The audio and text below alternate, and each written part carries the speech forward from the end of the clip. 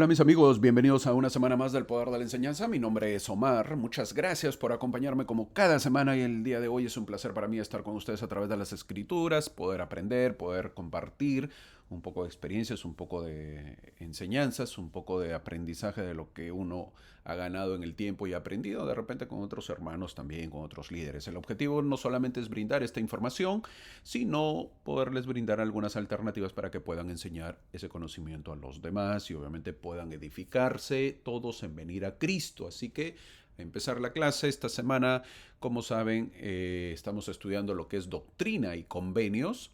Un canon de las escrituras nos corresponde a lo que es el 28 de julio al 3 de agosto. Ya estamos entrando al mes de agosto. Bueno, no estamos, entramos ya al mes de agosto. Como saben, estamos estudiando el manual Ven, sígueme de la Iglesia de Jesucristo de los Santos de los Últimos Días. Nos corresponde lo que es el episodio 31. ¿Por qué? Porque ya van 31 semanas, ¿eh? 31 semanas han pasado. Y vamos aprendiendo, pues eso es importante y bueno. El día de hoy nos corresponde una sección, la sección 84, una sección solamente, pero muy amplia, muy amplia. Muy bonita también, con mucho aprendizaje y con muchas enseñanzas. Así que espero que te deleites, espero que te prepares tu corazón, tu espíritu para que puedas aprender, para que puedas atesorar estos conocimientos y obviamente nos ayuden más a venir a Cristo. Así que empecemos la clase. El título de la clase de esta semana es El poder de la divinidad, basado en Doctrina y Convenio, sección 84, del versículo 20 y 21. Así que, dice, lo voy a leer, así que en sus ordenanzas se manifiesta el poder de la divinidad. Y sin sus ordenanzas y la autoridad del sacerdocio, el poder de la divinidad no se manifiesta a los hombres en la carne. Por lo fin de los versículos. Eso está en sección 84, versículos 20 y 21.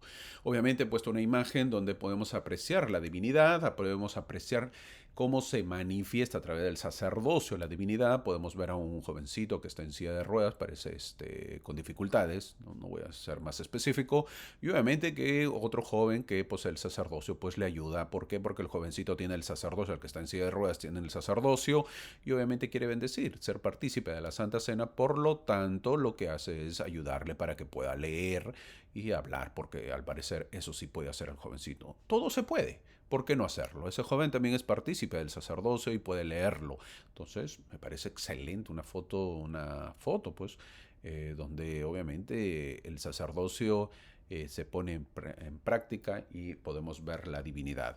Recibimos, no olvidemos que recibimos el poder de la divinidad mediante los convenios y las ordenanzas del templo. El poder de la divinidad se refiere al poder de Dios, pues manifestado a través de sus ordenanzas y convenios, especialmente aquellos realizados en el templo.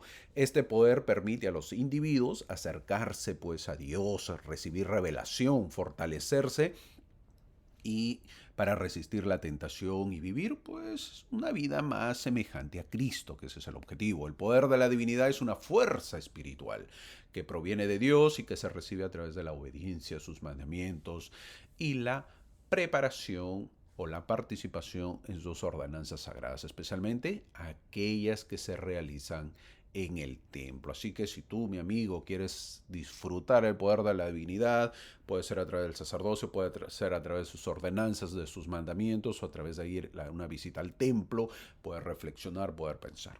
¿Okay? Así que estás invitado y a poder disfrutar el poder de la divinidad.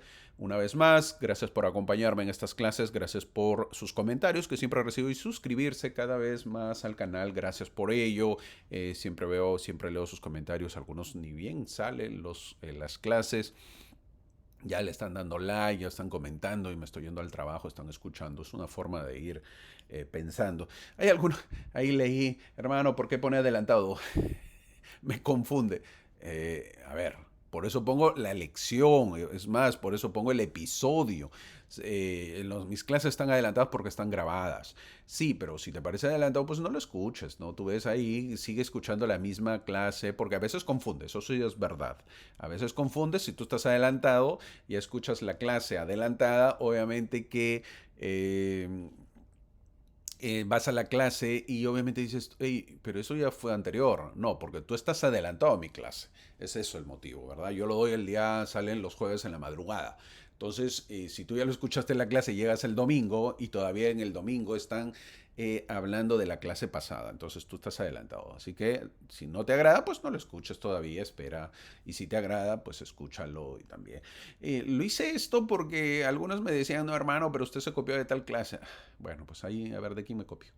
¿Verdad? Para eso lo hice nada más. Y ya quedaron así como están grabados, automáticamente salen el sistema ese día. No lo escuches y no te compliques la vida.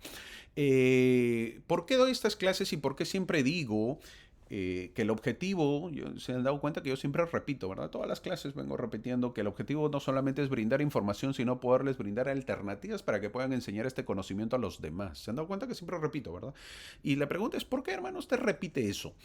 La pregunta o la respuesta es, mi amigo, yo he visto también los comentarios que hacen es que ustedes son muchos maestros, maestros de seminarios o maestros de escuelas dominicales o maestros o maestras, como gusta.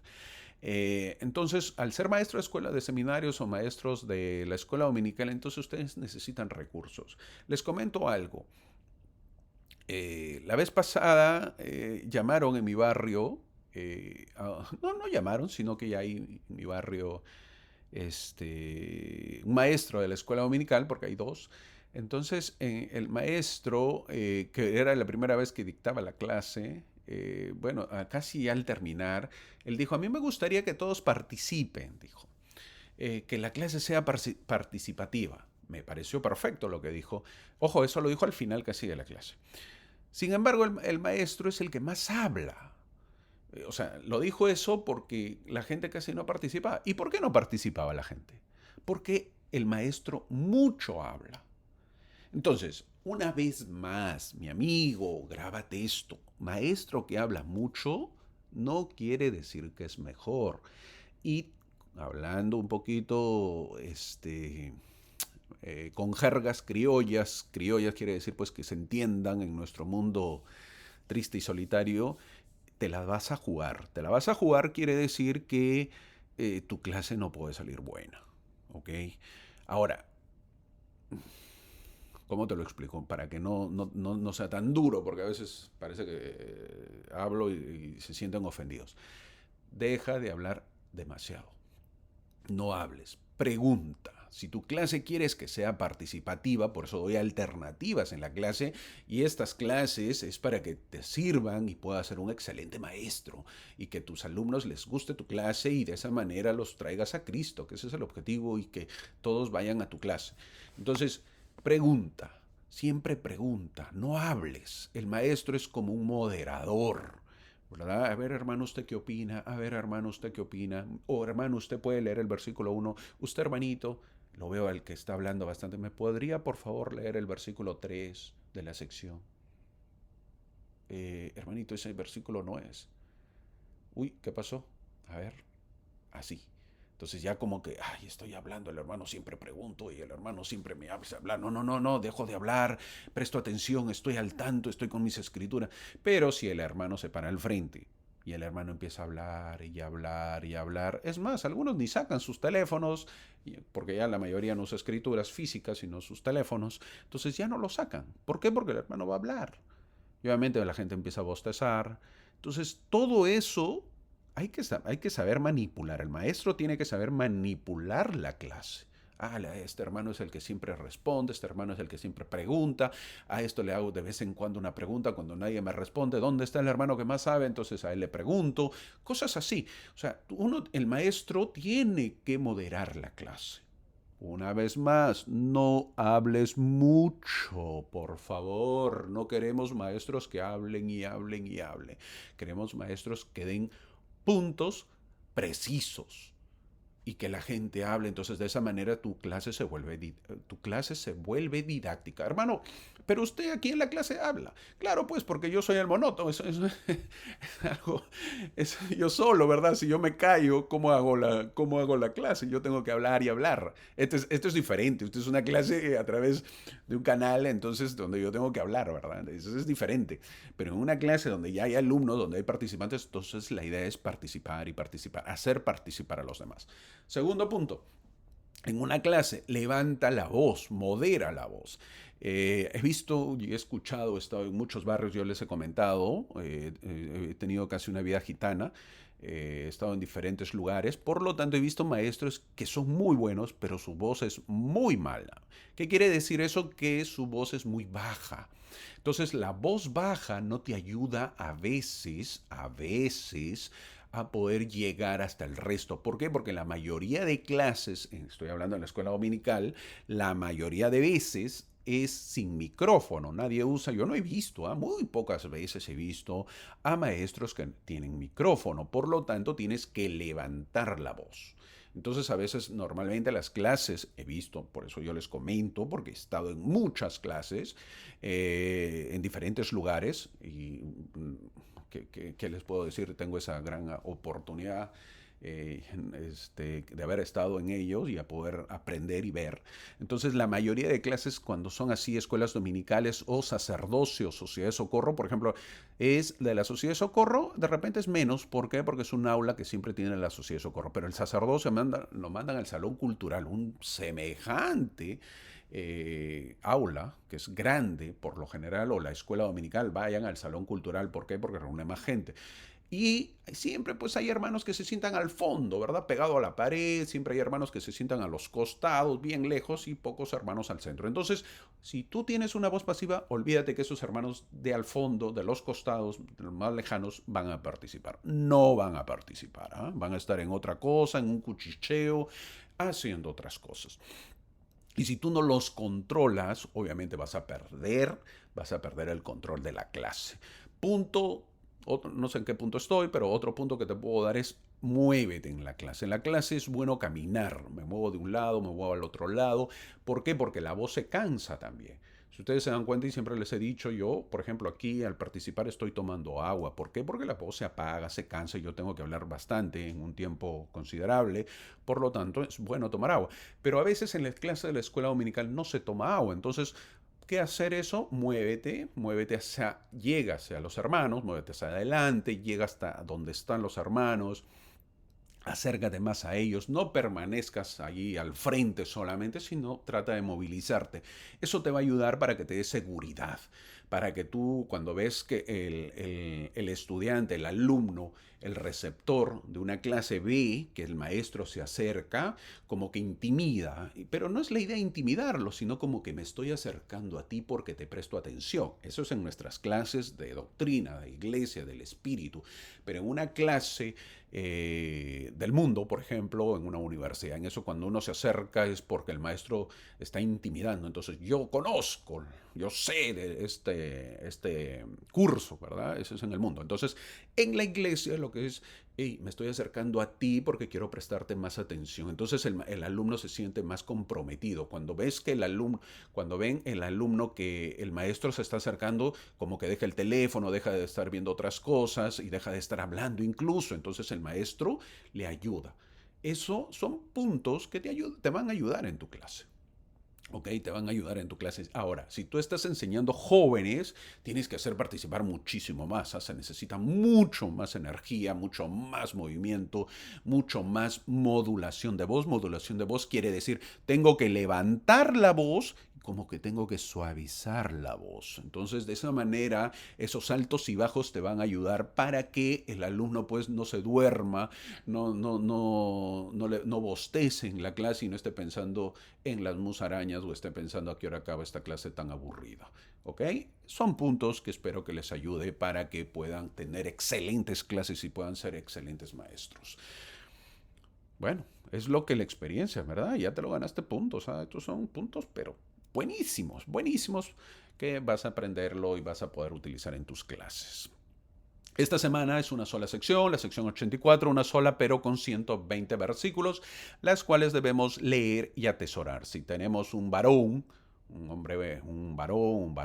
hombre en casa que ya tiene el sacerdocio, esta sección la debe conocer. Un sacerdote tiene que saber de esta revelación. No me refiero a que tiene que saber los 120 versículos de memoria. Debería saber en qué consiste por lo menos, debería saber de qué trata, debería saber por lo menos si alguien le pregunta, ¿qué, ¿tienes el sacerdocio? Sí. ¿Qué sacerdocio tienes? Sacerdocio de Melquisedec, sacerdocio, ¿en qué oficio? En el oficio de Elder, sumo sacerdote, ok. ¿En qué basas tu sacerdocio? Si yo te digo que me des una sección de doctrina y convenios, ¿cuál sería? Inmediatamente, sección 84, hermano, ¿quieres saber un poco del sacerdocio? Puedes leerlo. Ahí está. Un sacerdote tiene que saber. Tiene que saber. Y si no lo sabe, pues enséñale.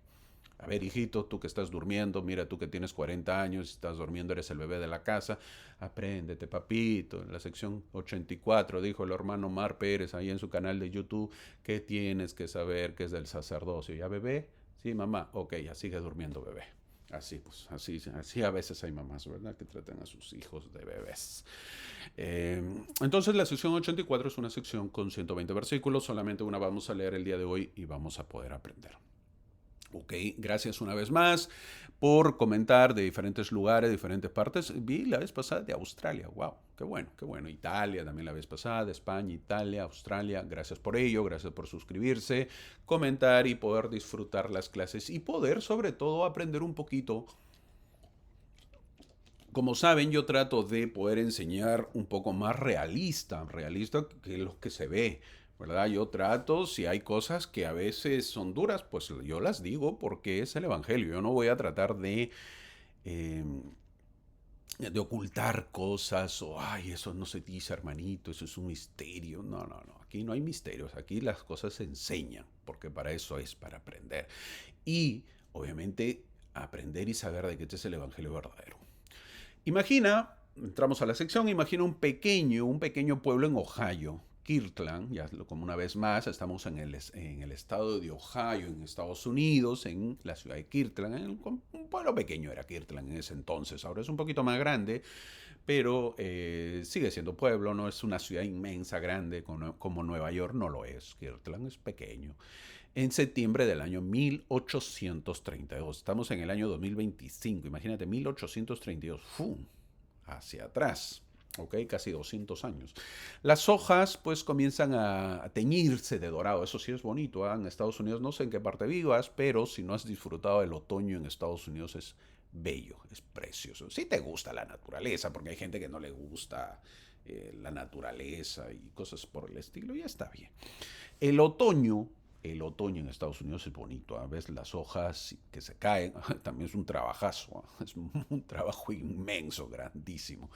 Pero ya ves en septiembre comiencen a teñirse de dorado. ¿Por qué? Porque llega el otoño en Estados Unidos, empieza a llegar, el aire es más fresco, un poquito más frío, y en una humilde casa un profeta joven, José Smith, se encuentra rodeado de desafíos, pero también de una fe inquebrantable. Con lo que digo acerca del otoño acá en Estados Unidos es bonito, sí, porque ves muchos árboles que cambian. Yo he estado en algunas ciudades, por ejemplo, en Lima, Perú, no hay eso, el cambio de las colores de los árboles, ¿no? A la justa también hay árboles, pero no cambian de color las hojas, ¿no? Son diferentes árboles. Entonces acá sí cambian de color, se vuelven marroncitos, luego van cambiando, que por cierto es bastante trabajo como lo mencioné, ¿por qué? Porque si una casa tiene árbol, caen todas las hojas y se llena, ¿no? Tienes que estar limpiando, tienes que estar sacando, es todo un trabajo, ¿eh? Es todo un trabajito, así que bien te gusta, es mirarlo a veces de fuera y si tienes en casa, pues tienes que estar con tu tipo rastreador, recogiendo tus hojas y poniéndolas en bolsas para que se lleve la basura. Es todo un trabajito, pero bueno. Eh, en ese tiempo ya estaba llegando el otoño en este tiempo que estamos viendo la sección 84 y José Smith es donde recibe esta revelación. La Iglesia de Jesucristo de los Santos de los Últimos Días, apenas 2 años después de su restauración, es como una semilla pues frágil, ¿no? En un mundo lleno de ¿qué? De tormentas. 2 añitos tenía la Iglesia, todavía está pues bebé. Los santos enfrentan persecución, pobreza y dudas internas. pruebas, como siempre. José, o Joseph Smith, con el peso de liderar a un pueblo naciente, ha pasado meses de pruebas, como siempre. Un ataque violento, ya lo he mencionado, en marzo de este año, del año 1832, lo dejó herido y su amigo Sidney Rigdon gravemente afectado, golpeado. Él también todavía a estas alturas él lucha por recuperarse. Ojo, eso ya pasó cuando le pusieron brea, plumas y casi lo quisieron matar al profeta, ¿no? Fue terrible. Además, el obispo Newell Whitney, un pilar de la iglesia, sufrió un accidente que se le rompió la pierna, pues dejando a José cuidándolo mientras el trabajo de la traducción de la Biblia continuaba. Y es ahí donde el profeta pues trata de escribir, no trata, sino escribe lo que viene a ser el primer manifiesto de la primera visión, que ya lo he mencionado también. ¿Ok? Entonces, ¿qué había pasado? A principios de mayo de 1832, José emprendió el regreso a Kirtla. Estoy hablando de mayo de 1832. Estoy regresando algunos meses porque esta sección es dado en septiembre. En mayo de 1832, José emprende el regreso a Kirtland porque él estaba en Missouri. Una vez más, habían dos lugares, un lugar que era Kirtland en el estado de Ohio y otro lugar que era Independence en el estado de, ¿cómo se llama? Missouri. José estaba en Missouri y él regresa a Kirtland. Durante el viaje, el profeta y el obispo Newell Whitney viajaban en un carruaje cuando los caballos se asustaron y mientras iban a toda velocidad, el obispo Whitney intentó saltar del carruaje. Obviamente, los que han visto los carruajes, ¿verdad? El caballo se asusta. El caballo es un animal, aparte de inmenso, es un animal muy fuerte, pero tiene que estar preparado, porque también es un animal muy sensible al miedo, al susto. Es por eso que tú ves que a veces los animales están tapados los ojos, o a veces los animales tienen que ver de frente. Lo ponen a los costados de sus ojos solamente para que miren al frente, no miren a los costados porque a veces se asusta. El caballo es así, ¿verdad? Entonces, una vez que se asusta o ve un animal, una serpiente, cosas por el estilo, el animal, semejante animal, no cree en nada y se dispara. Entonces, no dice por qué, pero obviamente el carruaje se disparó, salió disparado los animales. Entonces ellos, al darse cuenta de ello, no podían frenar a los animales, tratan de saltar. Pero al tener la chaqueta apretada, Newell Whitney se le enganchó el pie en la rueda de madera y se rompió la pierna y el pie en varias partes. Al mismo tiempo, el profeta José Smith saltó, pero ileso. El profeta envió a Sidney Rigdon, quien estaba ahí también, a Kirtland, mientras él se quedaba para cuidar de su obispo herido. Imagínate, te quedas ahí con el hombre con la pierna destrozada, rota. Entonces, ¿quién lo cuida? Bueno, el obispo dijo, yo me quedo a cuidar de este buen hombre. Imagínate, ¿no? Hasta cuidaba de los hombres el profeta. Y así decimos que que no es un profeta verdadero. En fin. Quizás recuerden esta parte que la he narrado hace meses, porque es en este momento, ojo, ya lo digo, ya lo he dicho, pero lo digo otra vez, cuando el profeta escribe el relato de la primera visión. Esto nadie te lo va a contar, mi amigo, esto te lo cuento yo, fresquito. Esto yo lo conté hace tiempo y lo he vuelto a repetir, pero este es en este momento donde el profeta escribe el relato de la primera visión. Hago un paréntesis. Hermanito, ¿cómo es esto? ¿La primera visión que ocurrió en 1820 y estamos en 1832? Sí. La visión, la primera visión que estamos hablando cuando se apareció el Padre y Jesucristo a José Smith que en la arboleda, eso fue en 1820. ¿Y en qué año estamos? 1832. Y hasta el momento no había el relato de la primera visión. ¿Qué quiere decir eso? Que no había nada escrito. Por lo tanto, siempre se hablaba y se decía. Toda gente que entraba se le contaba y se le contaba y así se iba contando. Pero al contarse, obviamente que van cambiando los términos. Por lo tanto, no había nada específico. Nosotros conocemos porque está escrito. Si no estuviese escrito, imagínate que se pasa de un lado a otro, imagínense cómo llegaría ya pues esa comunicación, esa revelación, ¿verdad? No, nosotros lo sabemos ¿por qué? Porque recurrimos a ello, a ella, a donde está escrito la primera visión. Ok, hasta ese momento no lo había. Entonces, el profeta José Smith escribe el relato de la primera visión, es decir, la primera versión, ¿verdad? ¿Por qué? Porque hay 4 versiones, esto ya lo he dicho, esto, hay 4 versiones, una vez más. Él escribe la primera versión en esta fecha. Hasta ese momento no había nada oficial de la primera visión, sino solamente dichos y comentarios e historias. En tanto ajetreo que estaba el profeta y quizás no lo dejaban solo, el profeta pues ahora, solito con su amigo que estaba enfermo, que estaba delicado, el obispo, cuidando de él, escribió este relato de la primera visión.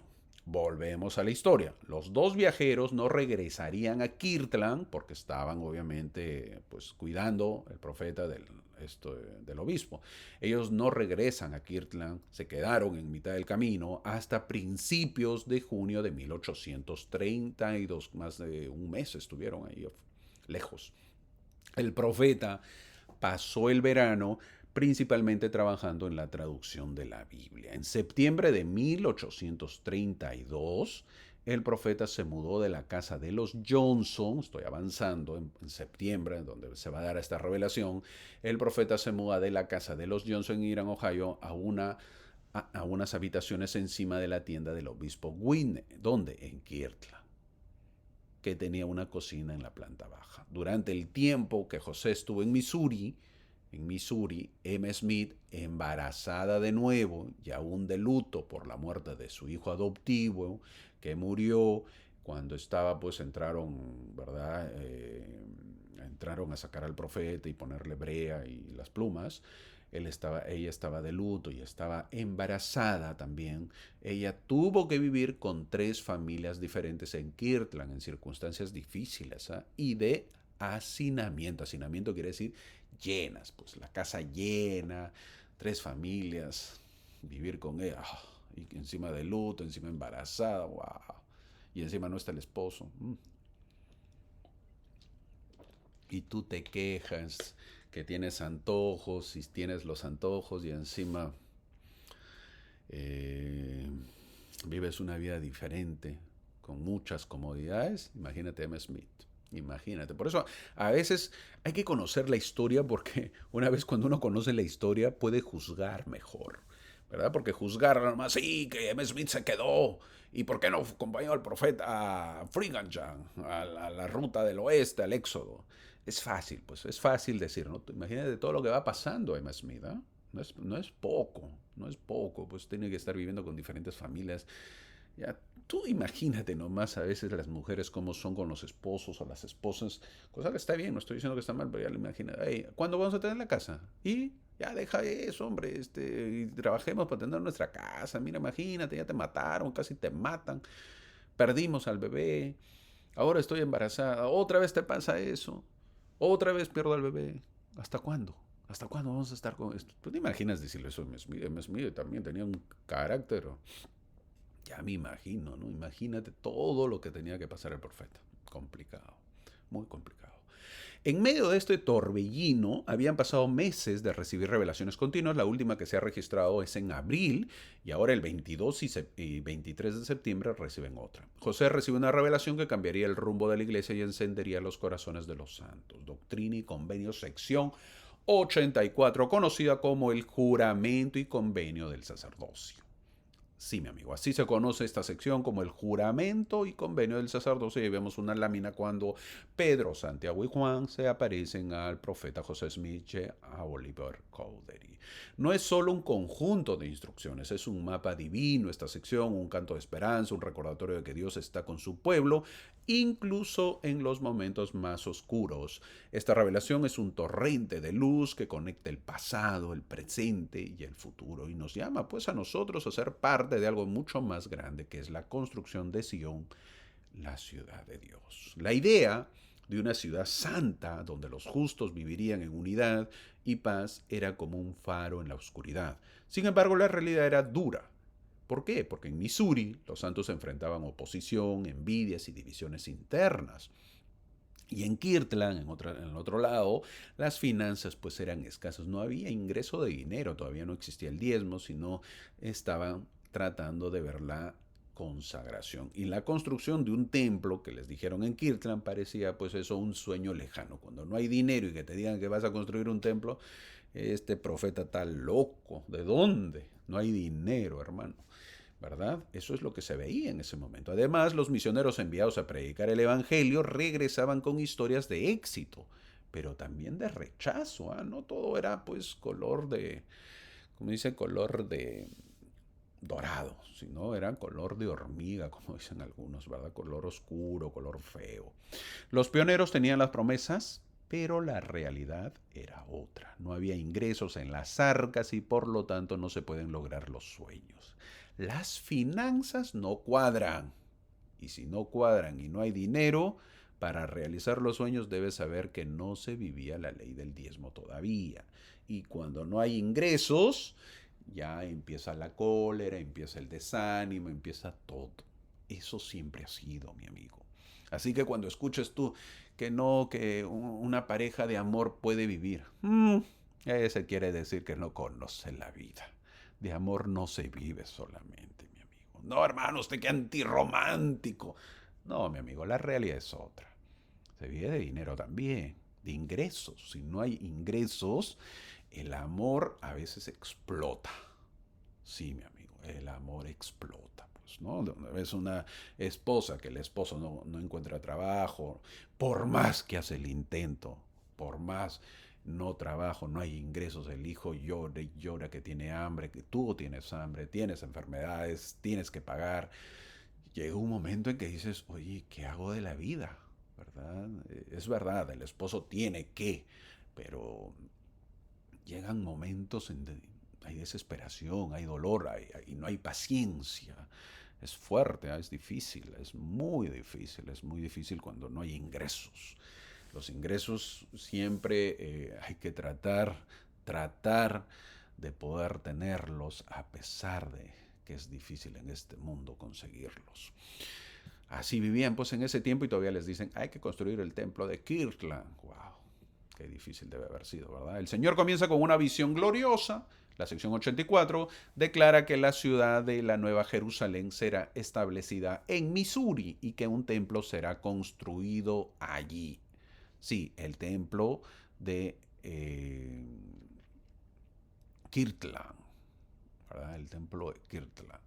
En esta generación dice que va a ser construido un templo en los versículos 4 y en los versículos 4 y 5. En esta generación, dice.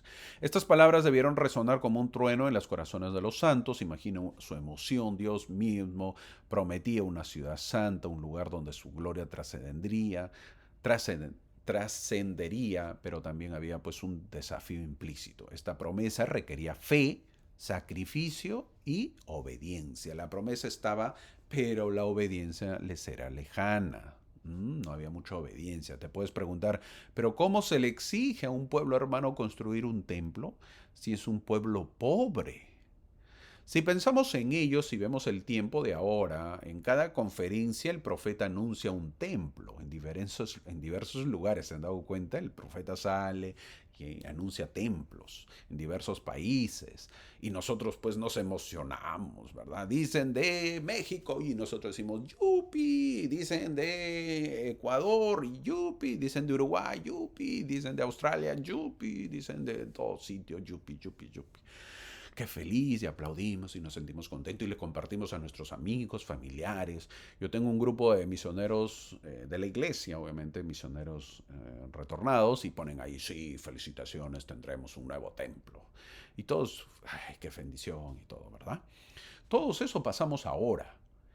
Pero si pensamos en ello, si vemos el tiempo de ahora, en cada conferencia el profeta anuncia un templo en diversos lugares, en diversos países, y nosotros nos emocionamos y aplaudimos y los compartimos con los demás. Eso sí es verdad. Por ejemplo, en mi país van a construir un templo, yupi, todo eso es bonito. Pero ¿sabes lo que cuesta construir un templo? No es barato, mi amigo, no es barato. Es muy caro. La diferencia es que como ahora las arcas de la iglesia están llenas, o se llenan periódicamente, obvio que nos encanta pues oír que se hagan templos en nuestras ciudades, porque sabemos que todo corre a cuenta de la iglesia. Esa es la diferencia. Ah, qué bueno. ¿Y cuánto voy a poner? Nada. Simplemente sigue llevando tu vida, sigue pagando tu diezmo, si es que pagas, si es que no pagas también, porque las arcas están llenas. Creo que ya lo he contado. Hace muchísimos años yo no era miembro de la iglesia y pude ver a uno de mis vecinos, yo, con estos ojitos, que era miembro que llevaba comida para los que construían la capilla. En ese tiempo era así, ¿ah? En ese tiempo era así. La iglesia construía una capilla y pedía que los miembros puedan ayudar. Años después yo pude disfrutar esa capilla construida. Yo era un niño, yo veía a mi vecino que llevaba en su moto, su olla grande de comida. Les llevaban, ¿para qué? Porque construían la capilla. Yo, hey, ok, hermano, los saludaba y todo eso. Yo los veía ahí que llevaban comida. Y años después yo me bauticé en ese barrio y pude asistir a esa capilla ya pues construida. No pasé por esa ayuda. Ok, pero era así antes, así. Se pedía que los miembros puedan ayudar. Luego yo me mudé a otro sitio, como le he dicho, yo estaba en diferentes lugares, me mudé para la universidad y también construyeron una capilla y ahí yo pude ayudar en su construcción. Cuento esto porque el Señor les pedía a su pueblo reciente que construyan un templo. Esto era un sacrificio para ellos. Valoremos lo que nuestros pioneros hicieron, entonces valoremos lo que ellos construyeron. Para nosotros la promesa de Sion nos recuerda que Dios tiene un plan. Sion no es solo un lugar físico, es un estado de corazón. ¿Cómo construimos Sion hoy? Es la pregunta. Con amor, con unidad, con servicio. Cada vez que perdonamos, que edificamos a otros, que vivimos nuestras promesas del templo, estamos poniendo un ladrillo en la Sion espiritual. Pero como los santos de 1832, también enfrentamos obstáculos. La revelación nos enseña que las promesas de Dios no siempre se cumplen en nuestro tiempo, sino en el suyo. La Nueva Jerusalén no se construyó entonces debido a la desobediencia y la persecución, pero el Señor nunca abandonó su plan. Se han construido templos y se siguen construyendo, se han anunciado y se seguirán anunciando templos en diferentes lugares, pero aún faltan los dos más importantes. ¿Cuáles? El templo de la Nueva Jerusalén y el templo de la antigua Jerusalén. Esos serán construidos, no sabemos cuándo, pero eso es la promesa. Ahora, en los siguientes versículos el Señor revela la majestuosidad del sacerdocio, trazando su linaje desde Adán hasta Melquisedec y Abraham.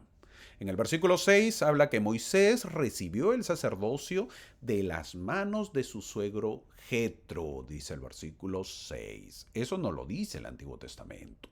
Doctrina, esto es doctrina, mi amigo, anótalo ahí. ¿De quién recibió el sacerdocio Moisés? De su suegro Jetro, porque eso no lo dice el Antiguo Testamento. Por esta sección aprendemos que fue Jetro quien ordenó a Moisés al sacerdocio de Melquisedec. Jetro, toma nota, no era israelita y tenía el sacerdocio. En la Biblia dice que era sacerdote de Madián. Sí, así se llamaba el lugar, Madián. Algo que la Biblia no habla más, no lo menciona más. Pero vemos que esto se hizo a través de un linaje del sacerdocio fuera de Israel. Estamos acostumbrados nosotros a pensar en antiguos poseedores del sacerdocio como Abraham, Isaac, Jacob, José, Efraín, etc. Pero aquí aprendemos que otros también poseían el santo sacerdocio de Dios. A medida que la labor misional moderna extiende el Evangelio por toda la tierra, se aprende que Moisés, el gran profeta del antiguo Israel, obtuvo el sacerdocio no a través de la casa de Israel, sino a través de otro linaje, y fue Moisés, sí, fue Moisés quien dio el sacerdocio a su hermano Aarón.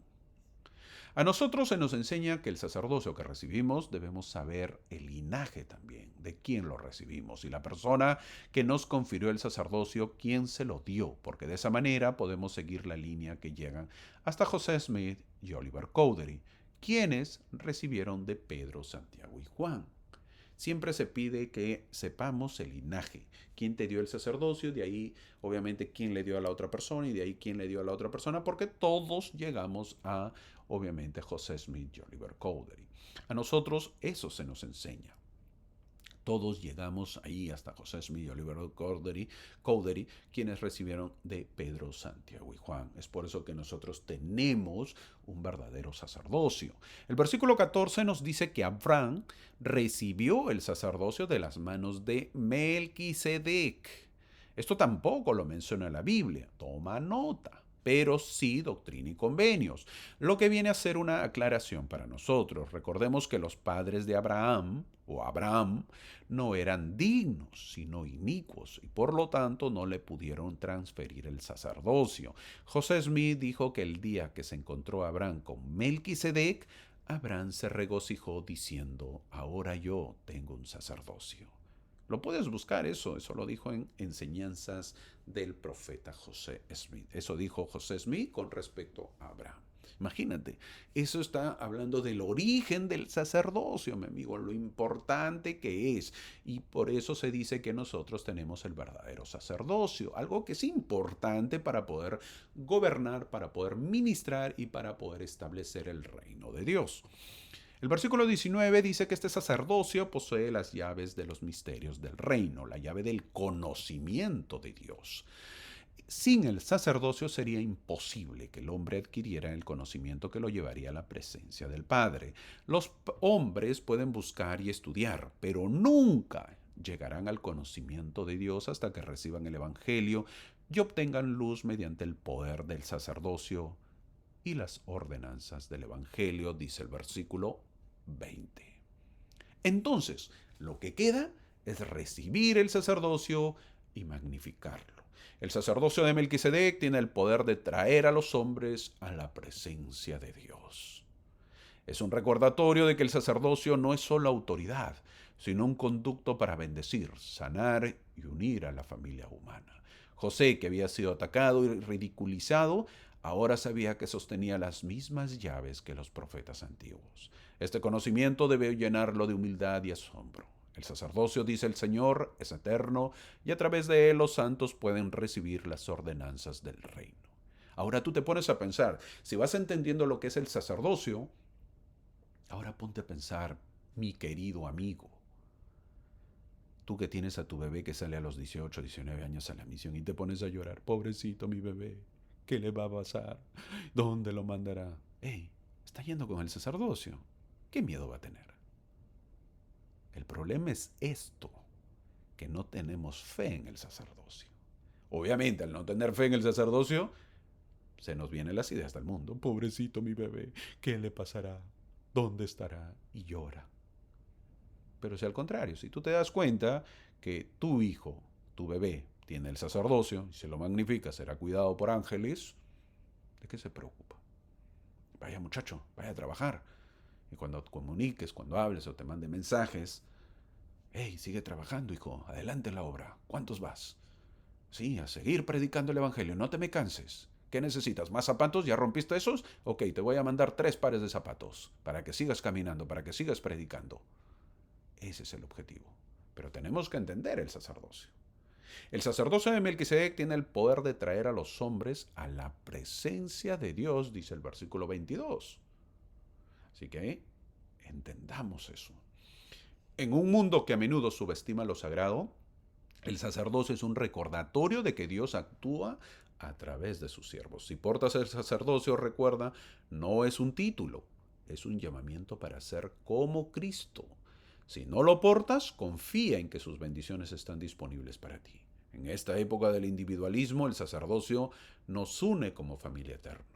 Cada bendición, cada ordenanza en el templo es un paso hacia la presencia de Dios. ¿Cómo honramos este poder? Viviendo dignamente, sirviendo con amor y buscando la santificación. El verdadero poder del sacerdocio, dice el versículo 20, se manifiesta en sus ordenanzas. Es cuando el poder del sacerdocio se manifiesta. Ordenanzas como cuáles? El bautismo. Todos tenemos bellos recuerdos de nuestro bautismo. O cuando vemos a alguien bautizarse, podemos recordar el nuestro, por ejemplo. Sí, ahí lo recordamos. La Santa Cena es por eso que todos nos aferramos a tenerla cada semana. Las ordenanzas son vitales para el sacerdocio. Por cierto, alguien que va a recibir el sacerdocio de Melquisedec mínimo tiene que conocer esta sección, tiene que haberla leído y saber de qué trata. Yo cuando enseñaba a los futuros élderes les decía que aprendan esta sección. Alguien que tiene el sacerdocio y no sabe esta sección, realmente pues no va a entender el sacerdocio que tiene. Pregunta a un hermano y dile qué sección habla del sacerdocio. Y te tiene que decir esta sección. Si no, ok, hermanito. Ay, Como yo les he contado, ¿verdad? Yo tenía un profesor que nos miraba cuando nos enseñaba química. Nadie entendía ese curso más difícil. A ver, al frente. Uno salía al frente y hacer la fórmula. Y el profesor nos miraba y uno pues perdido decía, ¿qué será de sus vidas de ustedes, muchachos? ¿Qué será de sus vidas? Siempre decía eso. Y esas eran palabras que me llegaba al corazón, sinceramente, porque me daba escalofrío. Obviamente uno no sabía y decía, ¿qué será de sus vidas? En otras palabras, ¿en qué terminarán ustedes? Porque no tienen futuro. ¿Verdad? Entonces, si a alguien ustedes le preguntan a un hermano mayor, estamos hablando de un adulto, le preguntan ya con años en la iglesia, a ver hermano, ¿qué sección habla del sacerdocio? Y si no le dice la sección 84, ustedes díganle lo mismo. ¿Qué será de su vida de usted, hermano? Si no sabe usted que tiene el sacerdocio, no sabe de dónde habla, entonces, ¿qué va a ejercer el poder? Ahí está la respuesta. ¿Qué va a ejercer? Pues hermano. Ahora, el sacerdocio es el primer paso para las ordenanzas y para poder ver la faz de Dios el Padre, dice el versículo 22. Con el sacerdocio uno está preparado, ¿para qué? Para la divinidad. Este, de hecho, era el objetivo que Moisés buscaba cuando llevó a los hijos de Israel al monte Sinaí. Ta. Sí, mi amigo, eso es lo que buscaba Moisés. Que su pueblo, el pueblo hebreo, sea llevado al Sinaí. ¿Para qué? Para que pasen a otro grado, al poder de la divinidad. Jehová había querido santificar a Israel y convertirlos en un reino de sacerdotes y una nación santa mediante un pacto con él, dice el versículo 23. Su santificación se habría logrado como Dios lo había ordenado, mediante la obediencia a las leyes y ordenanzas del Evangelio. Presta atención que estoy hablando en condicional. Condicional porque digo habría. ¿Y por qué dice habría? Porque no sucedió, pues. Pero hubiese pasado esto. Al ejercer fe en Cristo para arrepentimiento y hacer pacto en guardar sus mandamientos mediante el bautismo, cada uno de los hijos de Israel podría haber sido santificado mediante la recepción del Espíritu Santo. Mientras Moisés sube en el monte de Sinaí, el pueblo se queda. ¿Y qué pasó? Bueno, pues recuerda el Antiguo Testamento que empieza el próximo año y puedes ver mis videos ya grabados, porque ya están grabados. ¿Qué dicen las escrituras? Dicen que el pueblo se desenfrenó y pidieron a Aarón que haga un ídolo y empezaron a adorar al ídolo, al becerro de oro. Mientras Moisés, avalando, defendiendo a su pueblo para que reciban la divinidad, el sacerdocio, el pueblo desenfrenado cae en idolatría. Terrible, ¿verdad? Terrible. Obviamente no hubo nada. Así, santificados por el Espíritu y dotados con el don del Espíritu Santo, Israel habría alcanzado un estado espiritual elevado en el que, mediante las ordenanzas del sacerdocio de Melquisedec, que ahora se administra en los santos templos de Dios, podrían ellos haber tenido acceso a los misterios del reino, sí, la llave del conocimiento de Dios. Con esa llave tendrían en efecto la llave de la vida eterna. Con el tiempo podrían haber ascendido tanto en estatura espiritual, yendo de gracia en gracia, de exaltación en exaltación, que podrían entrar en el reposo de Dios plena y eternamente para morar pues en llamas eternas y sentarnos en gloria como quienes se sientan entronizados en el poder eterno. Pero se lo perdieron. Este pueblo habría llegado a conocer verdaderamente a Dios, lo cual según el Salvador es la vida eterna. Pero no lo hizo, dice el versículo 24. ¿Y por qué? Porque endurecieron sus corazones. En cambio, los santos modernos, es decir, los pioneros, son invitados nuevamente como el pueblo de Israel. ¿A qué? A santificarse para recibir las bendiciones prometidas y tampoco lo van a hacer. Y también, se nos invita a nosotros. Y la pregunta es, en estos tiempos sigue la invitación. Y la pregunta es, ¿lo haremos o no? ¿Nos pareceremos al pueblo de Israel? ¿Nos vamos a parecer a los pioneros? ¿Qué decimos? El versículo 24 dice que en su ira el Señor dijo que no entrarían en su reposo. Es una ira con misericordia, no lo olvides. Ira con misericordia, porque en su ira quizás hubiese venido pues la exterminación del pueblo. No cayó fuego, ya desaparezca. No sirven para nada ustedes. ¡Guau! ¡Pum! Ya está. No, eso no pasó. Es una ira con misericordia, porque en su ira quizás hubiese venido la exterminación del pueblo. Así no actúa el ser humano. ¿Mm? Lo hubieran exterminado. ¿Qué hacemos cuando estamos con ira? ¿Has oído lo que dicen tus padres o alguien de lo que son capaces en ira? Bueno, el Señor actúa en su ira, pero también es misericordioso. El versículo 25 dice que lo toma a Moisés, ya su sacerdocio mayor, estoy hablando del pueblo de Israel, es decir, les priva al pueblo de este sacerdocio, pues los privó. Y que hagan solo ordenanzas menores, que vivan la ley menor porque no están preparados para la ley mayor, la ley mosaica. En el Israel antiguo no había el sacerdocio de Melquisedec. Toma nota, en el pueblo antiguo del Israel antiguo o del Antiguo Testamento no había el sacerdocio de Melquisedec. ¿Mm? ¿Quién lo dijo? El hermano Mar. Le dice, ya está, no hay problema, a estas alturas de la vida, ya tú di nomás que yo lo dije. Vivimos nosotros en un mundo que nos tienta a endurecer nuestros corazones, con cinismo, a veces con egoísmo, distracciones. Pero el Señor nos llama a ser diferentes, mi amigo. La santificación no es un evento, es un proceso que toma tiempo. Cada oración, cada acto de servicio, cada arrepentimiento sincero nos acerca más a Él. Dediquemos tiempo para escuchar al Espíritu. Como los santos de Kirtla, podemos sentir temor ante las pruebas, pero el Señor promete, no temáis, dice el versículo 88. No temáis, que lo vamos a ver más adelante. El versículo 28 habla de Juan el Bautista, que a los 8 días de edad el ángel lo ordenó para este poder. ¡Wow! A los 8 años, a los 8 días. ¿Eh? Este versículo lo menciono porque no debe interpretarse como que fue ordenado el sacerdocio arónico por este ángel. No.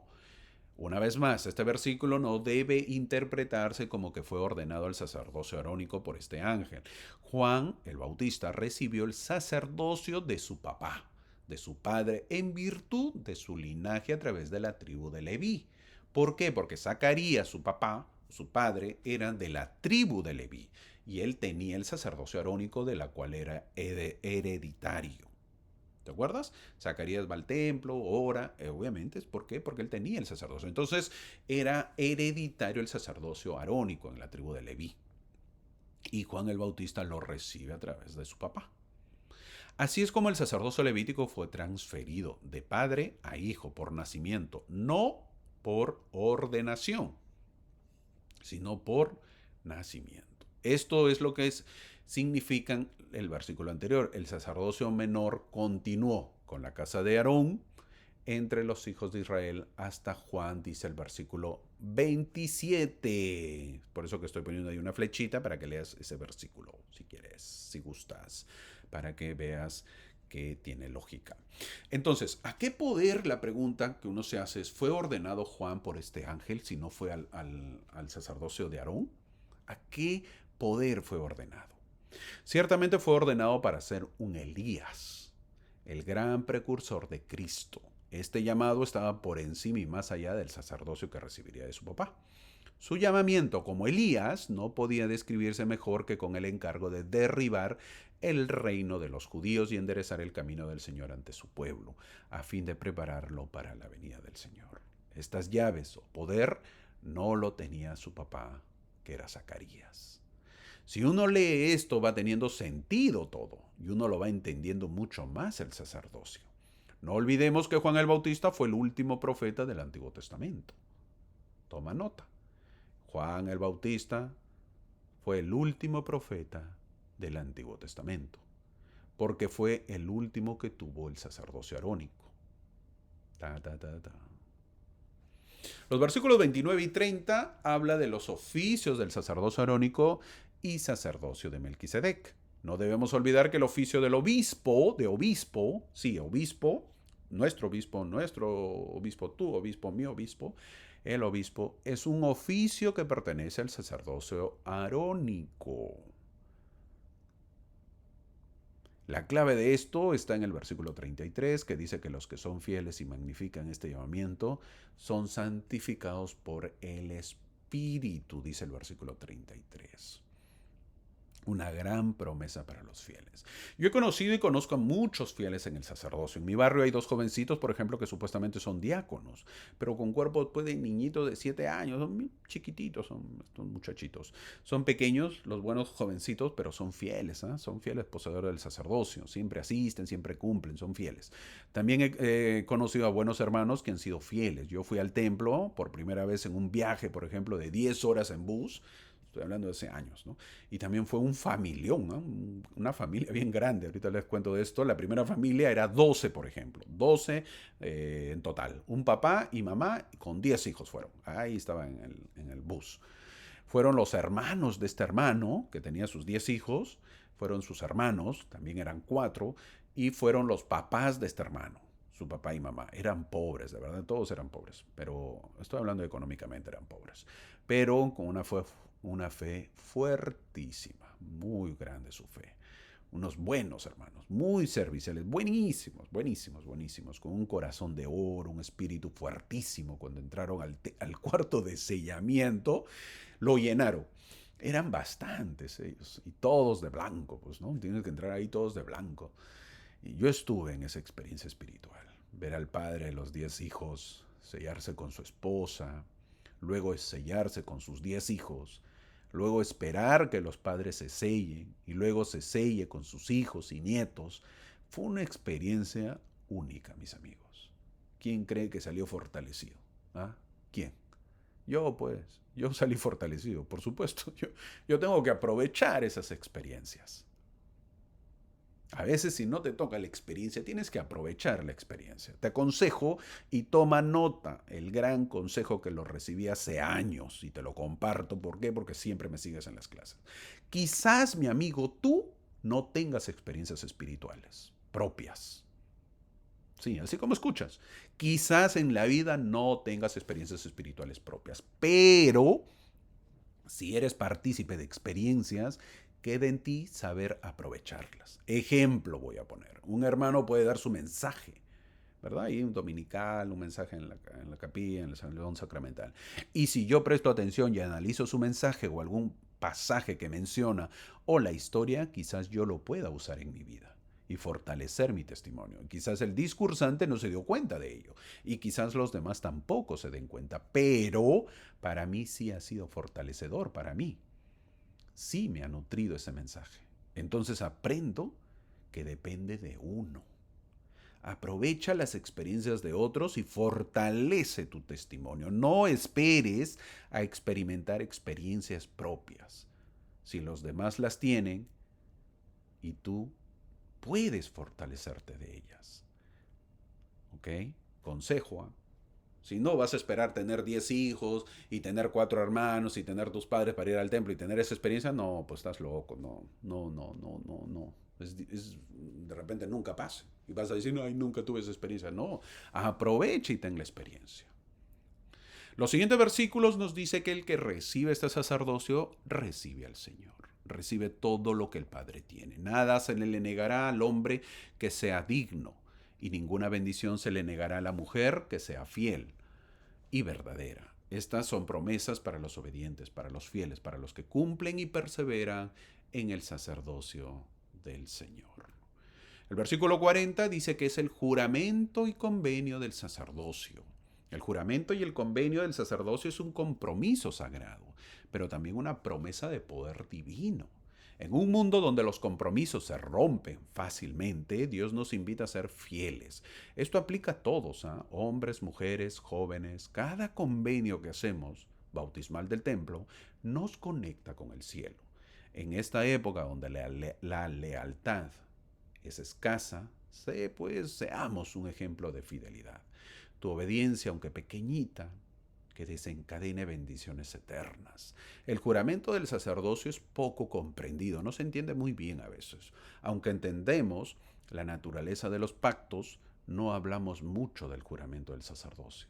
Es una promesa que el Padre nos da, es un juramento que Él no puede romper, ni puede ser movido. Cuando recibimos el sacerdocio de Melquisedec, lo hacemos mediante convenio que en el que prometemos solemnemente recibir el sacerdocio, honrar los llamamientos que tengamos en él y vivir de acuerdo con cada palabra que proceda de la boca de Dios.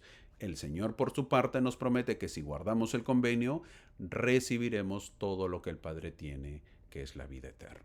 Ahora, el sacerdocio arónico también es un juramento y convenio igual que el sacerdocio de Melquisedec. La respuesta es no. No hay ningún juramento asociado con el sacerdocio arónico. Hay un pacto asociado con el sacerdocio menor. Cada vez que el Señor revela el sacerdocio, ya sea arónico o de Melquisedec, lo revela por medio de un pacto. La diferencia es que el sacerdocio arónico tiene un pacto, pero no un juramento. Por lo tanto, cuando un hombre es ordenado al sacerdocio de Melquisedec, lo recibe con un juramento y convenio de que magnificará su llamado y será fiel ante el Señor. Esto no es así en el caso del sacerdocio arónico. El Señor nos aconseja para llevar una vida, una mejor vida. En el versículo 44, viviréis de toda palabra que sale de la boca de Dios, dice el versículo 44. El profeta José Smith dijo, cuando el Señor ordena, hazlo. También dijo, si somos fieles y vivimos de acuerdo con cada palabra que sale de la boca de Dios, me atreveré a profetizar que obtendremos una bendición que será digna de recordar. Fin de la cita. En el versículo 46 se nos enseña otra gran verdad. El Espíritu da luz a todo hombre que viene al mundo. Esto significa que cada alma que camina por la tierra, donde quiera que viva, en cualquier nación que haya nacido, no importa si está en la riqueza, en la pobreza, tuvo al nacer una dotación de esa primera luz que se llama la luz de Cristo, el Espíritu de la verdad o el Espíritu de Dios. Esa luz universal de inteligencia con la que cada alma es bendecida. Esto es lo que es la conciencia. Esa conciencia sirve a la persona para saber o sentir lo que está haciendo, si es bueno o malo. Una persona que asiste a la iglesia, ¿para qué lo hace? Para que su conciencia se active, para que sepa que cuando toma el nombre de Dios en vano es malo, para que sepa que matar es malo. Si una persona no asiste a la iglesia, entonces su conciencia se adormece.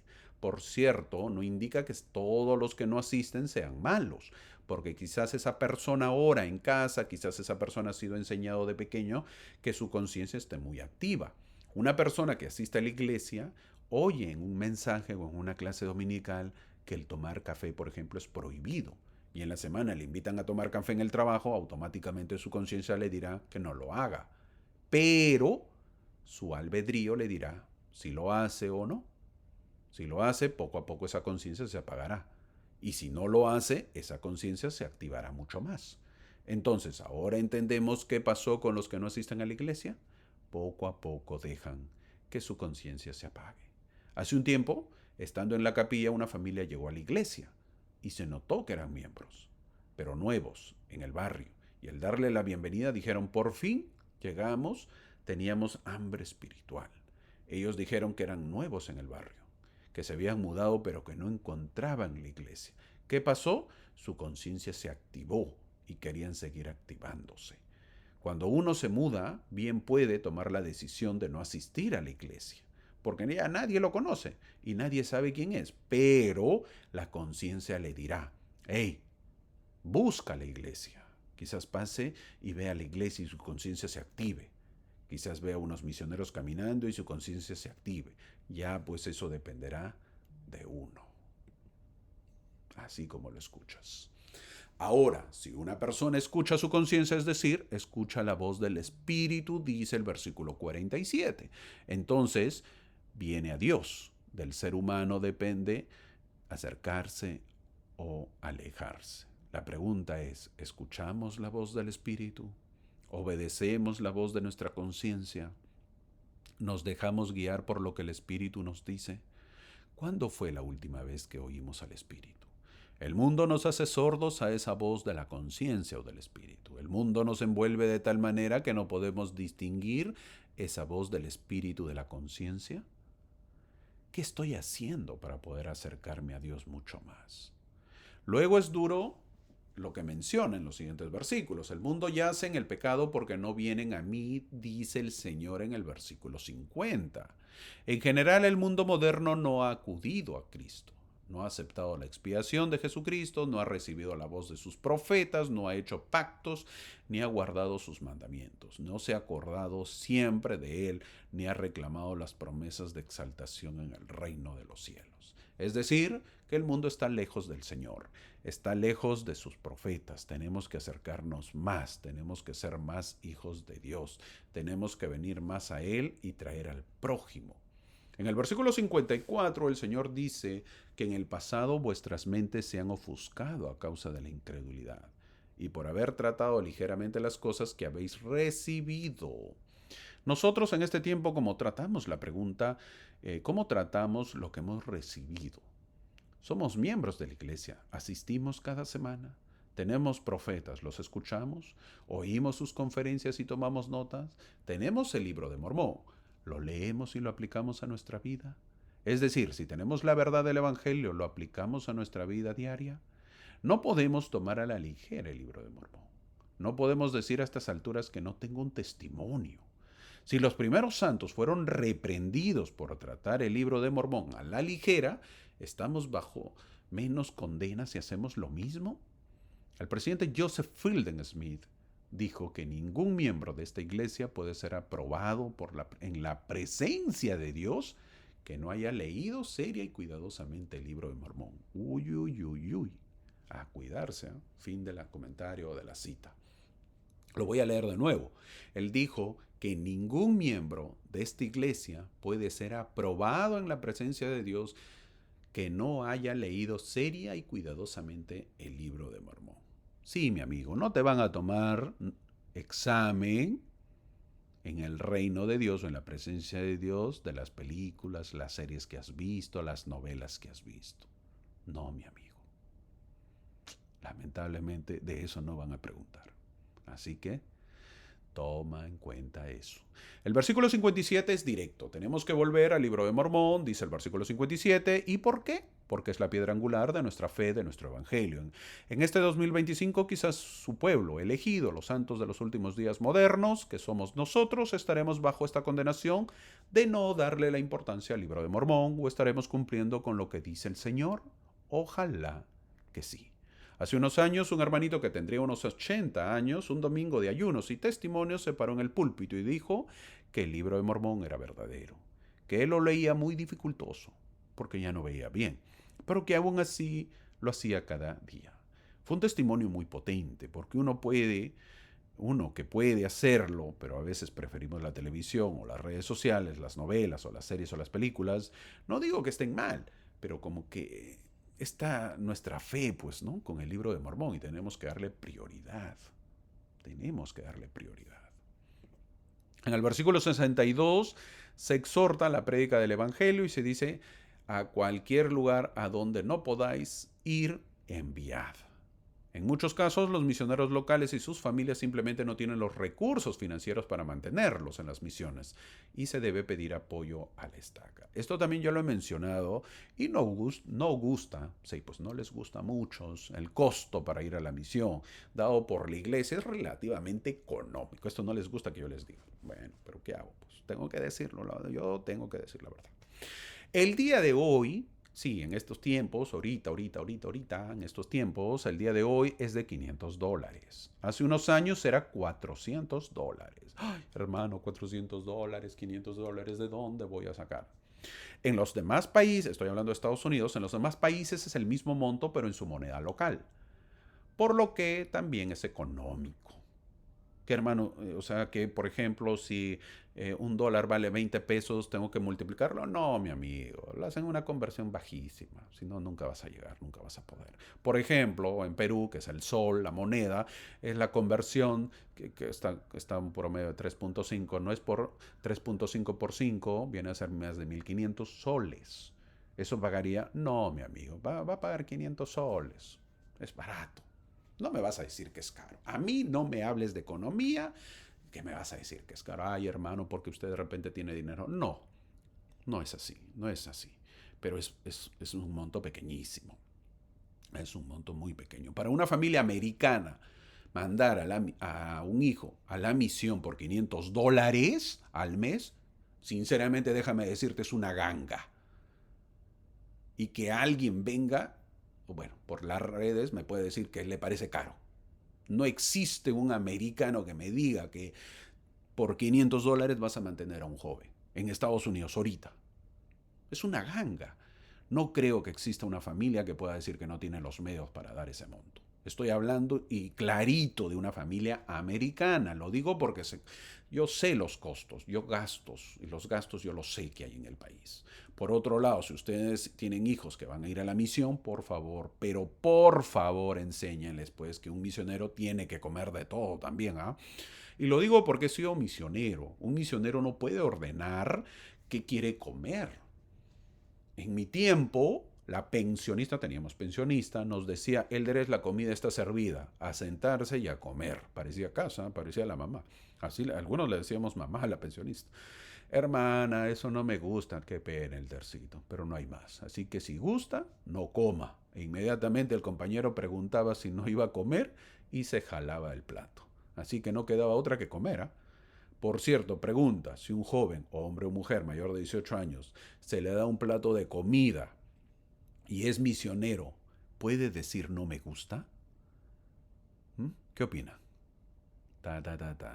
Siempre pensemos qué clase de jóvenes estamos criando. Enseñemos eso. Hijito, tú que te vas a la misión, come de todo. Hijita, tú que te vas a la misión, no vayas a decir, pues, no, hermanita, gracias. Come nomás, calladito y di todavía, delicioso. ¿Ok? Come nomás, es comida. Un misionero no puede estar diciendo, no, eso no me gusta. O sea, ¿no te gusta qué? La creación de Dios, las plantas o los vegetales o las carnes que te dan creados por Dios. Y así eres misionero Así que hay que tener cuidado. Ahora, para los que están fuera de Estados Unidos, el monto también les digo, es poquísimo, ¿eh? Es muy poco. Sale a cuenta. De verdad que sale a cuenta. Son 2 años pagando $500. Uy, uy, uy. Vamos a poner, son $600 mensual en Estados Unidos, 600 entre 30, son $20. $20 alimentar a un muchachazo de 18, 19 años al día, dándole casa, comida, y las 3 comidas por $20. ¡Wow! Regaladísimo. Así se los digo, regaladísimo. No, y todavía lo mandan, de repente lo mandan a Francia, lo mandan a Inglaterra, lo mandan a Perú, lo mandan a México, lo mandan a donde sea, regaladísimo. Toma, toma, anda nomás. Contento yo lo daría. Yo estaría feliz. Uf, uf, uf, uf, uf. No les digo más porque se van a sentir mal. Yo sé que se van a sentir mal, muchos se sienten mal porque es muchísimo dinero. No es muchísimo, es poquísimo, poquísimo dinero. Así que cuando es caro yo les diría, pues no es caro. No, pero no, en este caso no es caro. El versículo 63 habla de apóstoles, pero esta revelación es dada el 22 y 23 de marzo de 1832. Lo vimos en la fecha de la sección 84 que estamos estudiando. Y en esa fecha no había apóstoles, o el cuerno de los 12 apóstoles todavía no existía. Tenemos que saber que en esa fecha solo José Smith y Oliver Cowdery eran los apóstoles. No había más apóstoles, en ese tiempo eran ellos nada más. ¿Por qué? Porque ellos habían recibido esta autoridad bajo Pedro, Santiago y Juan. Los otros hermanos a quienes se dirigió esta revelación eran hermanos del sacerdocio que habían regresado de sus misiones. Aquí el Señor está usando el término apóstol en un sentido más genérico. Estos hermanos eran como unos apóstoles porque fueron enviados como representantes del Señor. A eso se refiere. ¿Ok? Para que se sepa y se entienda. El mandato de predicar el Evangelio es más relevante que nunca. No necesita ser un misionero de tiempo completo para compartir la luz de Cristo. Una palabra amable, un testimonio sincero, una publicación en redes sociales que refleje su fe, que refleje tu fe, puede tocar corazones. Pero cuidado, ten cuidado, el Señor nos pide humildad. No juzguemos lo que no entendemos y no dejemos que el orgullo opaque nuestra luz. Seamos un faro de amor y de verdad. Luego se menciona las señales que se darán a los que creen o los milagros que habrán. También se menciona en el versículo 73 que no se jacten de estos milagros que vean. Estos dones son para el fortalecimiento de nuestra fe y para ser guardados en nuestro corazón. No olvidemos también que para estar en el grado celestial, la única puerta es el nacer por agua y por el Espíritu. Hay una bonita promesa que el Señor da a su pueblo en el versículo 77, porque los llama amigos. Desde ahora os llamaré mis amigos. Ser amigo de Dios es uno de los mayores elogios que puedan recibir del Señor. El Señor está dispuesto a tener una relación tan íntima con aquellos en los que puede confiar. Ojalá que nosotros seamos sus amigos. Pongo una imagen de un Cristo abrazando a alguien, a una persona que ha llegado a su presencia. Ojalá que nosotros seamos así, que lleguemos a su presencia porque Cristo nos dará un eterno y fraterno abrazo. Luego se da consejos para tener una buena prédica. No se cansará, será protegido y no padecerá hambre. Un versículo que siempre debemos saber y tener en cuenta es el versículo 83, que dice que nuestro Padre sabe las necesidades que tenemos. El versículo 84 también es un versículo en estos tiempos nos aconseja: dejad que el día de mañana se haga cargo de su propio afán, dice. El mundo nos obliga a estar pendientes del futuro, y no es malo, pero vivir obsesionados por el futuro y dejar de lado el presente, viene el estrés. Mucha gente vive estresada porque no sabe lo que pasará mañana. Vive estresada con los hijos que ya cumplen la mayoría de edad y todavía se comportan como niños. Viven estresados con la pareja que no se preocupa quizás por tener una casa o mejorar su bienestar. Viven estresados porque tienen años asistiendo al barrio y no tienen el llamamiento que desean.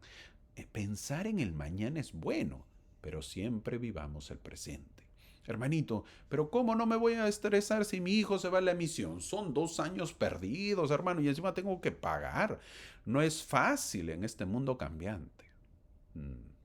Es cierto que son 2 años en las que se aleja del mundo, pero es el momento para depositar la fe y saber que el Señor hará su parte. Los caminos del Señor son incomprensibles para el ser humano. Tengamos fe. Si esto no te convence, bueno, te la pongo más directo, mi amigo. No mandes a tu hijo a la misión.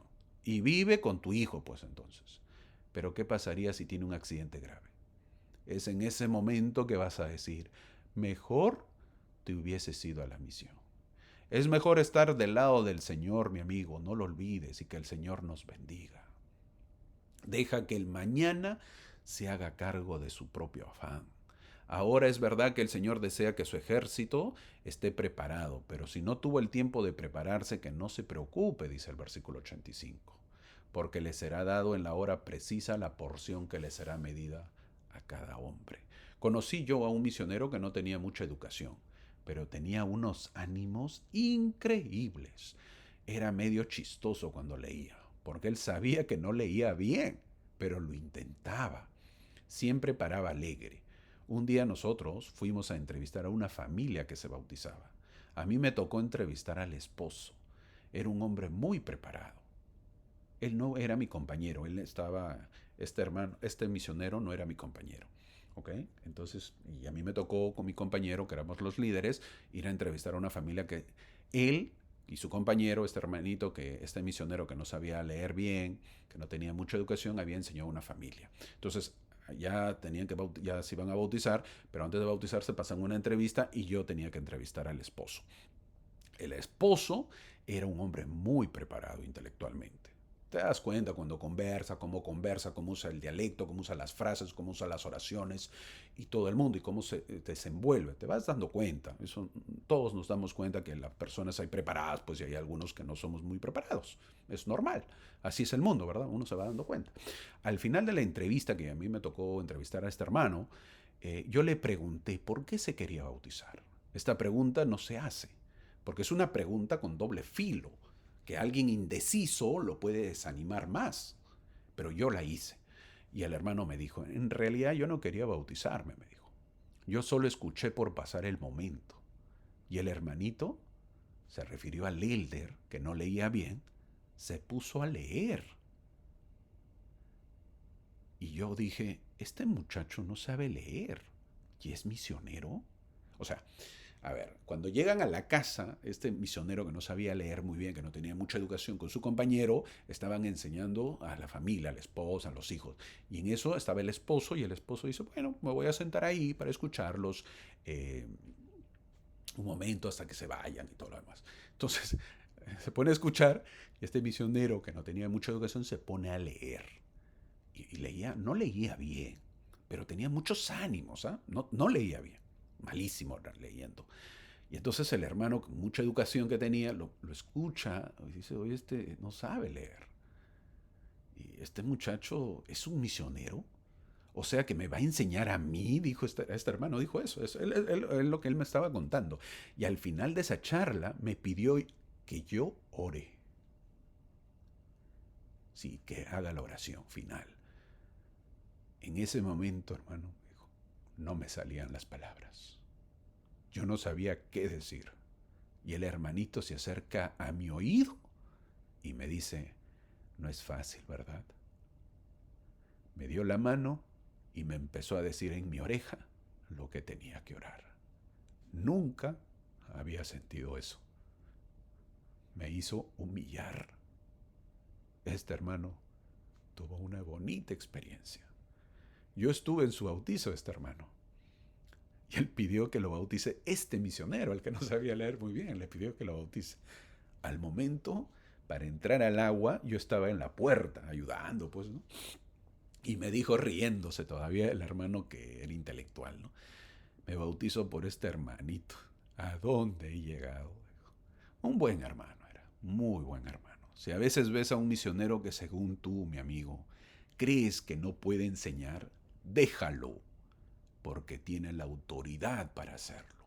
Confía, siempre confía. Luego también menciona que los misioneros pioneros no lleven nada. ¿Te imaginas ir a la misión sin nada en estos tiempos? Es decir, ni comida. En ese tiempo se tenían que ganar el cariño de la gente que les dé de comer, si no, no comían. ¿Tú te imaginas? Ahora a veces pensamos que la obra del Señor, que es inmensa, es imposible, pero en el versículo 88 nos recuerda que la ira de nuestra faz y estará a vuestra diestra y a vuestra siniestra. No tenemos nada que temer, Dios está al mando, Él gobernará para el bien de esta obra. Luego habla de las consecuencias de no escuchar a los misioneros o escuchar las buenas nuevas. No podemos hacernos los sordos o no podemos ningunear a sus misioneros. Por un momento imaginamos a José Smith escribiendo estas palabras mientras el Espíritu llenaba la habitación. Él sabía que Sion no sería fácil de construir, pero también sabía que Dios cumpliría sus promesas. El versículo 98 dice que todos lo conocerán, así como la apostasía y sus efectos fueron universales, la oscuridad cubrió el mundo. Asimismo, la restauración del Evangelio será universal, extendiéndose a toda nación, tribu, lengua y pueblo. Serán llenos del conocimiento del Señor. Y habrá un canto final que son los versículos 99 al versículo 102. Eso es un destello de esperanza, un vislumbre de un futuro donde el dolor y la división serán reemplazados por gozo y unidad. Entonces aprendemos que cada acto de bondad, cada momento de fe es un paso hacia la redención de Sion. Y cuando sientas que el tiempo se alarga, que las promesas tardan, recuerda, en la eternidad el tiempo ya no será. Vive con esa perspectiva eterna, mi amigo. En esta época de ansiedad, confía en que Dios está obrando, incluso cuando no lo ves. El Señor instruye a los fuertes a ayudar a los débiles, para que todos se fortalezcan en Él, dice en el versículo 106. Para poder ayudar a los demás tenemos que estar en un terreno más alto que el que necesita ayuda, obvio. Yo no puedo ayudar a alguien que no cumple la palabra de sabiduría si yo no lo cumplo. No se puede. No olvidemos que no podemos encender el fuego en otra persona si no arde primero el fuego en nosotros primero. En el versículo 107 también menciona de llevar a los jóvenes del sacerdocio menor. Ojalá que entendamos esto y que sepamos que la juventud es el futuro de la iglesia. Nos cuesta entenderlo, queremos tener buenos líderes en el futuro, pero creo que esperamos que lleguen de afuera, es decir, los conversos, porque no tenemos fe en nuestros jovencitos. No es tarea fácil, por cierto, toma mucho tiempo, pero se puede hacer. Ahora, veamos lo ilógico. Muchos padres no tienen problemas con sus hijos para que vayan a la escuela, ¿verdad? Es decir, piensan que alcanzarán o tendrán estudios superiores. Y si un hijo no quiere ir a la escuela, viene la mano dura, pues, del padre y le dices, vas, sí o sí, pero vas. Es decir, que al hijo no le dan la oportunidad de decidir. ¿Y por qué? ¿Te has dado cuenta de eso? Porque es el futuro, pues. Y hablando más directo, es el futuro económico. Es decir, no quiero que mi hijo sea pobre. Quiero que tenga una educación y que sea alguien en la vida. Ese alguien quiere decir pues que tenga una economía mejor. Ahora, la cosa cambia cuando se trata de la parte espiritual. Si el joven no quiere ir a seminarios, no le obligan. Si el joven no quiere ir los domingos a la iglesia, no le dicen nada. Si no quiere llegar temprano los domingos para que se encargue de la Santa Cena, los padres dicen que no pueden hacer nada porque el jovencito tiene albedrío. Es decir, que al hijo le dan la oportunidad de decidir. ¿Y por qué? Porque es su futuro espiritual. Y hablando más directo, quizás sea verdad o no sea verdad lo que dice la iglesia. Es decir, el mismo padre no tiene fe en lo espiritual. Entonces, como no tiene fe, ¿cómo va a obligar al hijo que se esfuerce? ¿Cómo? En la parte espiritual, el padre es el primero que tiene que tener fe y saber que es salvación para que pueda enseñar y valorar lo espiritual. El hijo, si el padre no tiene esa fe, es complicado que pueda hacer que su hijo pues le dé la importancia. Es decir, hermano, ¿tengo que ser mano dura un poco con mi hijo si no quiere ir a la iglesia? ¿Qué opinas tú? ¿Sí o no? No, pero hermanito, usted responda. ¿Eres mano dura si no quiere ir a la escuela? Sí, hermano, sí soy mano dura, tiene que ir. Bueno, pues, ¿por qué no lo haces para que vaya a la iglesia? Ta, ta, ta, ta. Debería hacerlo. ¿Por qué no? Si el joven se acostumbra que tú eres débil, ya perdiste. Eso sí, ya perdiste. Luego el Señor dice que la iglesia, en efecto, tiene una necesidad de cada miembro en el versículo 110 para que todos sean edificados, a fin de que el sistema se perfeccione y cada miembro tiene una profunda necesidad de participar plenamente en la iglesia mientras buscamos alcanzar ese nivel de espiritualidad en el que tenemos pleno derecho a ser llamados hijos e hijas de Dios. Luego dice que el obispo debe viajar buscando a los pobres, dice el versículo 112. El funcionario más importante de la iglesia en el programa del Señor para cuidar de los pobres, ¿quién es? El obispo. A él se le asigna esta responsabilidad en la revelación moderna. Un obispo tiene que saber las necesidades de su barrio. Y obvio que esto recae en todo el liderismo que le ayuda, que visita y conoce a los miembros y reporta al tener un conocimiento total del barrio. El obispo. Es su deber y el único que puede determinar a quién, cuándo, cómo y cuánto se debe dar ayuda a cualquier miembro de su barrio, de los fondos de la iglesia y como ayuda del barrio. Si hay algún miembro que esté pasando necesidades, el obispo es el que debe saber y quien debe determinar cómo y cuánto y cuándo se le debe ayudar. Y si no lo sabe, nosotros tenemos que decirle. En un mundo competitivo donde los fuertes a menudo ignoran a los débiles, el Señor nos llama a ser diferentes. Mira a tu alrededor. ¿Quién necesita tu ayuda? Un amigo que lucha, un vecino que se siente solo, un joven que duda. Tu fortaleza no es para presumir, sino para edificar. En esta época de aislamiento, crea conexiones y cuando sientas miedo de compartir tu fe, recuerda, yo iré delante de vuestra faz, dice el versículo 88. Dios nunca te deja solo, mi amigo. Doctrina y Convenio, sección 84, no es solo una revelación del pasado, es un grito del cielo para nuestra generación. Vivimos en un mundo fracturado, donde la fe siempre se cuestiona. Los valores se desvanecen y la esperanza parece escasa. Pero tú, sí, tú eres parte del plan de Dios. Eres un constructor de Sión, un portador de luz, un discípulo de Cristo. En esta revelación hemos aprendido a no conformarnos con lo ordinario. Debemos sonar con Sión. Visualiza una vida de santidad, de amor, de unidad.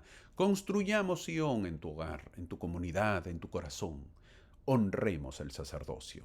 Ya sea que lo portes o lo recibas, respeta su poder. Vive dignamente para que las bendiciones del cielo fluyan a través de ti. Sé valiente, comparte el Evangelio, incluso cuando el mundo se oponga. Tu voz, aunque pequeña, puede cambiar vidas. Confía en Dios, las promesas pueden tardar, pero nunca falla. En los momentos de duda recuerda, Él va delante de ti. Querido amigo, esta revelación es un recordatorio de que no estás solo. Como José Smith en 1832, puedes enfrentar pruebas, pero también puedes recibir revelación. Levántate, brilla y sé parte de la obra más grande que jamás se haya emprendido, la redención de Sion, la preparación para la venida del Señor. Es real, sucederá, mi amigo. Que tu corazón arda con estas palabras y que tu vida sea un testimonio de que Dios vive, que su sacerdocio es real y que sus promesas son seguras. El Señor siempre va delante de ti. Que tengas una hermosa semana, sabiendo que esta iglesia, la iglesia de Jesucristo, es verdadera y que te da la oportunidad de tener el sacerdocio, o si no, las bendiciones del sacerdocio. Depende de ti, acercarte más a Cristo. Te espero la próxima semana. Muchas gracias por acompañarme.